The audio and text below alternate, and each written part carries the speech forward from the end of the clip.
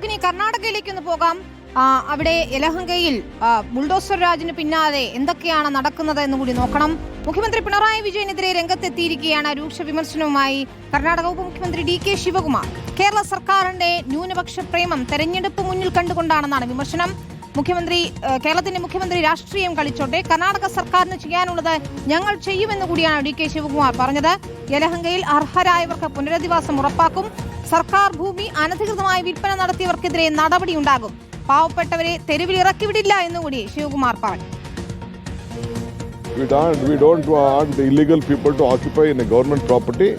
That is why there is a lot of hue and cry in this one. We don't want to create slums in Bangalore. This is a city with lot of this one. Like, I don't want to comment on other cities, but it is our duty to protect the government properties. We are doing it. If anyone have been affected, if they doesn't have houses, we have an opportunity, we have an provision to give them houses. Definitely we will help all of them.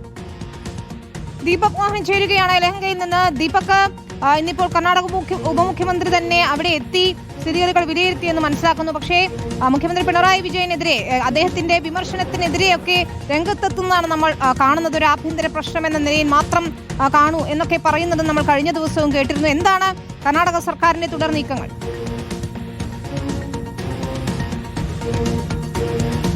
വിനീത, അല്പം മുൻപ്, അതായത് ഏകദേശം 3:30 കൂടിയാണ് ഈ ഫക്കീർ കോളനിയിലേക്ക് കർണാടക ഉപമുഖ്യമന്ത്രി DK Shivakumar എത്തിയത്. ഇവിടെ എത്തി ഇവിടെയുള്ള ആളുകളുമായി സംസാരിച്ചു.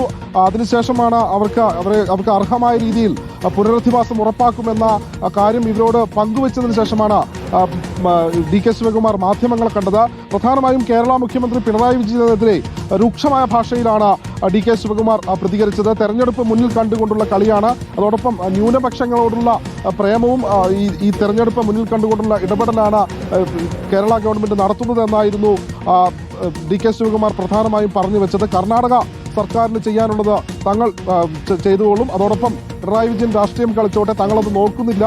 ഇവിടെയുള്ള അർഹരായ ആളുകൾക്ക്, രേഖകളുള്ള ആളുകൾക്ക് കൃത്യമായി അവരെ പുനരധിവസിപ്പിക്കുന്ന കാര്യത്തിൽ തീരുമാനമായിട്ടുണ്ട്. ആ കാര്യത്തിൽ മുഖ്യമന്ത്രി സിദ്ധരാമയ്യയുമായി കാര്യങ്ങൾ ആലോചിച്ച് ഉടൻ തന്നെ പ്രഖ്യാപനം ഉണ്ടാകും എന്നാണ് DK ശിവകുമാർ പറഞ്ഞത്. പാവപ്പെട്ടവരെ തെരുവിലിറക്കി വിടില്ലെന്നും അതോടൊപ്പം സർക്കാർ ഭൂമി അനധികൃതമായി വിൽപ്പന നടത്തിയവർക്കെതിരെ കർശന നടപടി ഉണ്ടാകുമെന്നും DK ശിവകുമാർ വ്യക്തമാക്കി.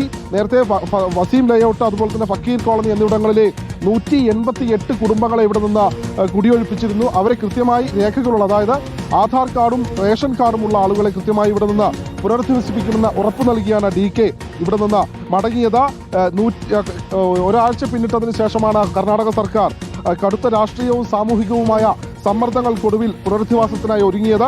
ഇതിപ്പോൾ രാജീവ് ഗാന്ധി ഭവന നിർമ്മാണ കമ്മീഷൻ അടക്കമുള്ള ആളുകളും ഒപ്പം BBMPയും സംയുക്തമായി ചേർന്നാണ് ഇവരെ ഇവിടെ നിന്ന് പുനരധിവസിപ്പിക്കുന്നതിന്റെ ഭാഗമായുള്ള കാര്യങ്ങൾ തീരുമാനിച്ചിട്ടുള്ളത്. ബയ്യപ്പനഹള്ളിയിൽ ഏകദേശം 1200-ലധികം ഫ്ളാറ്റുകൾ നിർമ്മിച്ചിട്ടുണ്ട്. അവിടെ 280 ഫ്ളാറ്റുകൾ കാലിയായി കിടക്കുകയാണ്. അങ്ങോട്ടേക്ക് ഇവിടെയുള്ള 180 കുടുംബങ്ങളെ ഇവിടെ നിന്ന് താൽക്കാലികമായി മാറ്റും എന്നാണ് ഇപ്പോൾ കർണാടക സർക്കാരിന്റെ ഭാഗത്തു നിന്ന് നമുക്ക് അറിയാൻ കഴിഞ്ഞത്. വിനീത, ശരി. ദീപക് മോഹനാണ് യലഹങ്കയിൽ നിന്ന് തത്സമയ വിവരങ്ങൾ നൽകിക്കൊണ്ടിരിക്കുന്നത്. ഏതായാലും മുഖ്യമന്ത്രി പിണറായി വിജയന്റെ വിമർശനത്തിനെതിരെയാണ് ഇപ്പോൾ DK ശിവകുമാർ രംഗത്തെത്തിയിരിക്കുന്നത്. ഉടൻ പുനരധിവാസ പാക്കേജ് നടപ്പാക്കുമെന്ന് കർണാടക സർക്കാർ പറയുന്നു. അത് എത്രത്തോളം പ്രാവർത്തികമാകുമെന്ന് നമുക്ക് കാത്തിരുന്ന് കാണാം.